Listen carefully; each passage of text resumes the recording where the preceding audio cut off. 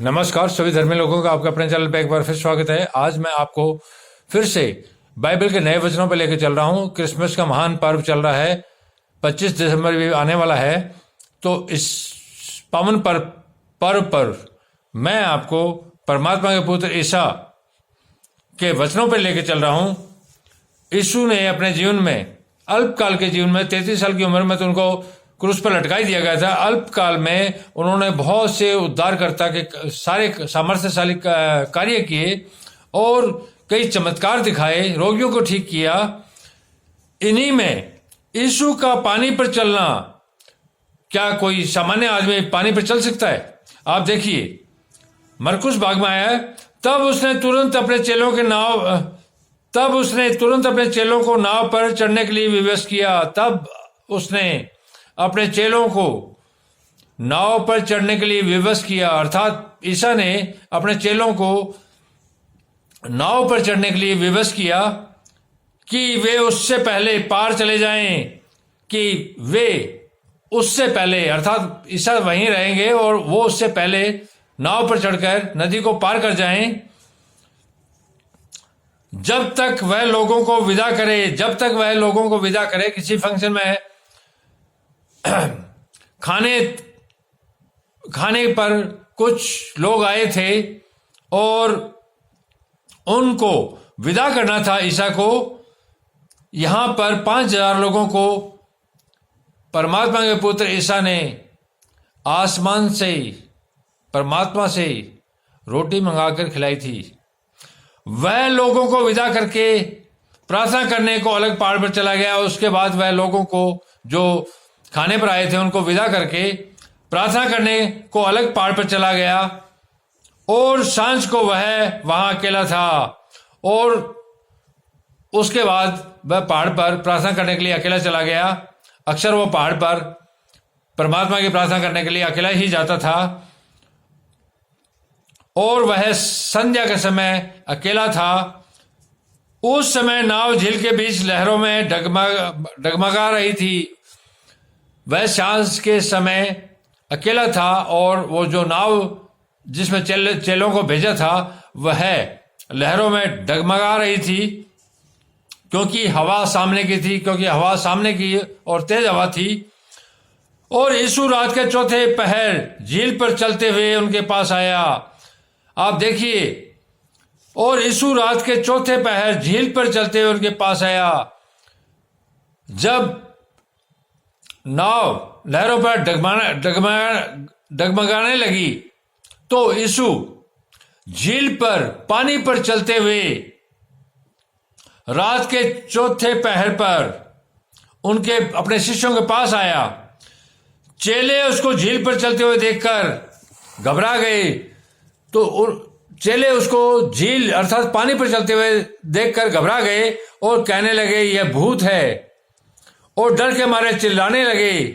तब यीशु ने तुरंत उनसे बातें की और कहा, ढाढ़स बांधो।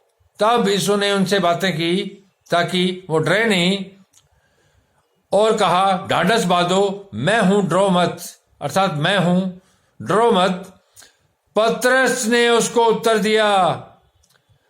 पतरस ईसा का शिष्य था जिसने यीशु को उत्तर दिया, हे प्रभु, यदि तू ही है, हे प्रभु, यदि तू ही है तो मुझे अपने पास पानी पर चलकर आने की आज्ञा दे। तब पतरस ने कहा, हे प्रभु, अगर तू ही है तो मुझे पानी पर चलकर तेरे पास आने की आज्ञा दे,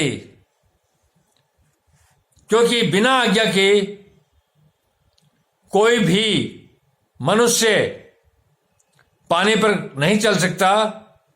उसने कहा, आ। पतरस के इस प्रार्थना पर ईसा ने कहा कि तू आ। तब पतरस नाव पर से उतरकर यीशु के पास जाने को पानी पर चलने लगा। तब पतरस नाव से पानी में उतरा और पानी पर चलकर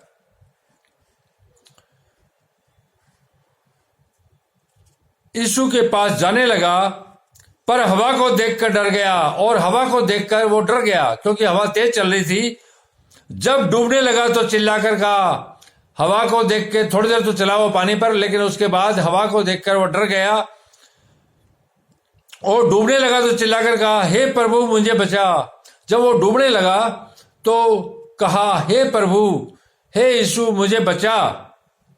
यीशु ने तुरंत हाथ बढ़ाकर उसे थाम लिया। यीशु ने तुरंत हाथ बढ़ाकर उसको थाम लिया और उससे कहा, और पतरस से कहा, हे अल्प विश्वासी, हे कम विश्वास करने वाले, तूने क्यों संदेह किया? तूने क्यों संदेह किया? तू ये देखना चाहता था कि क्या मैं पानी पर ही चल रहा हूं या नहीं चल रहा हूं, इसीलिए तूने संदेह किया। तू अल्प विश्वासी है, तू परमात्मा और उसके सामर्थ्य पर विश्वास नहीं करता। जब वे नाव संदेह किया, जब वे नाव पर चढ़ गए तो हवा थम गई। इस पर उन्होंने जो नाव पर थे उसे दंडवत करके कहा, सचमुच तू परमेश्वर का पुत्र है।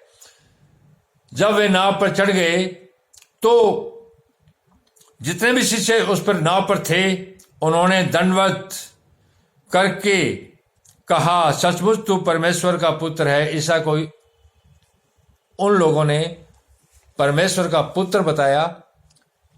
तो मेरा दुनिया के तमाम लोगों से अनुरोध है कि या तो परमात्मा के पुत्र ईसा पर भरोसा मत करो बिल्कुल भी, और करते हो तो परमात्मा और उसके पुत्र पर भरोसा पूरा करो और उसके सामर्थ्य पर भी पूरा करो, और परमेश्वर की और परमेश्वर के पुत्र की परीक्षा मत लो।